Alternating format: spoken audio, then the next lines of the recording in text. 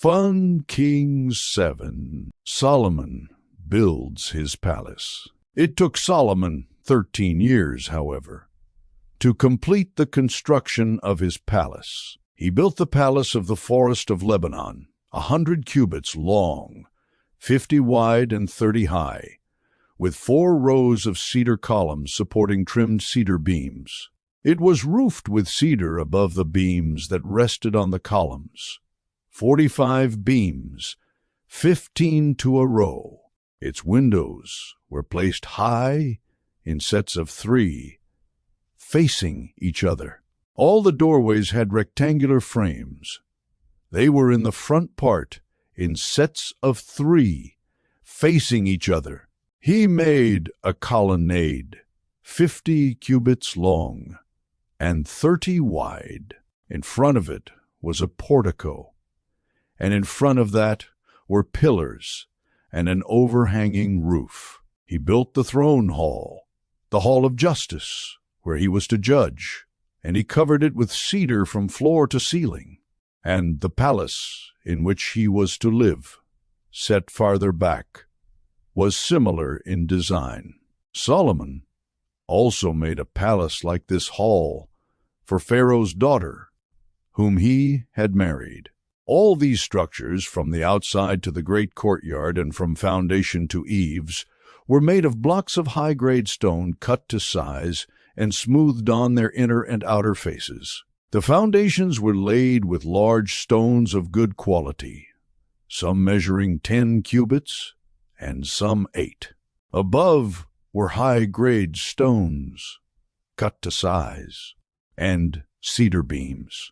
The great courtyard was surrounded by a wall of 3 courses of dressed stone and 1 course of trimmed cedar beams, as was the inner courtyard of the temple of the Lord with its portico.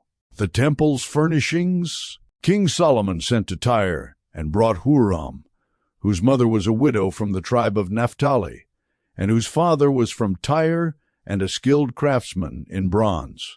Hiram was filled with wisdom, with understanding, and with knowledge to do all kinds of bronze work. He came to King Solomon and did all the work assigned to him. He cast 2 bronze pillars, each 18 cubits high and 12 cubits in circumference. He also made 2 capitals of cast bronze to set on the tops of the pillars. Each capital was 5 cubits high. A network of interwoven chains adorned the capitals on top of the pillars, 7 for each capital. He made pomegranates in 2 rows encircling each network to decorate the capitals on top of the pillars. He did the same for each capital. The capitals on top of the pillars in the portico were in the shape of lilies, 4 cubits high. On the capitals of both pillars, above the bowl-shaped part next to the network, were the 200 pomegranates in rows all around. He erected the pillars at the portico of the temple. The pillar to the south he named Jachin, and the one to the north Boaz. The capitals on top were in the shape of lilies, and so the work on the pillars was completed. He made the sea of cast metal, circular in shape, measuring 10 cubits from rim to rim and 5 cubits high. It took a line of 30 cubits to measure around it. Below the rim, gourds encircled it, 10 to a cubit. The gourds were cast in 2 rows, in one piece, with the sea. The sea stood on 12 bulls, 3 facing north, 3 facing west, 3 facing south, and 3 facing east. The sea rested on top of them, and their hindquarters were toward the center. It was a handbreadth in thickness, and its rim was like the rim of a cup, like a lily blossom. It held 2,000 baths. He also made 10 movable stands of bronze. Each was 4 cubits long, 4 wide, and 3 high. This is how the stands were made. They had side panels attached to uprights. On the panels between the uprights were lions, bulls, and cherubim, and on the uprights as well. Above and below the lions and bulls were wreaths of hammered work.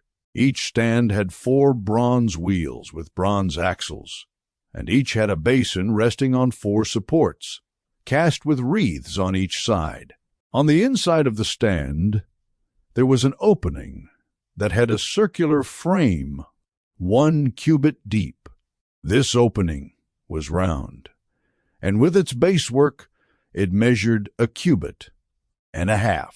Around its opening there was engraving. The panels of the stands were square, not round. The 4 wheels were under the panels, and the axles of the wheels were attached to the stand. The diameter of each wheel was 1.5 cubits. The wheels were made like chariot wheels. The axles, rims, spokes, and hubs were all of cast metal. Each stand had 4 handles, 1 on each corner, projecting from the stand. At the top of the stand, there was a circular band 0.5 cubits deep. The supports and panels were attached to the top of the stand. He engraved cherubim, lions, and palm trees on the surfaces of the supports and on the panels, in every available space, with wreaths all around. This the way he made the 10 stands. They were all cast in the same molds and were identical in size and shape. He then made 10 bronze basins, each holding 40 baths and measuring 4 cubits across, 1 basin to go on each of the 10 stands. He placed 5 of the stands on the south side of the temple and 5 on the north. He placed the sea on the south side at the southeast corner of the temple. He also made the pots and shovels and sprinkling bowls. So Hiram finished all the work he had undertaken for King Solomon in the temple of the Lord.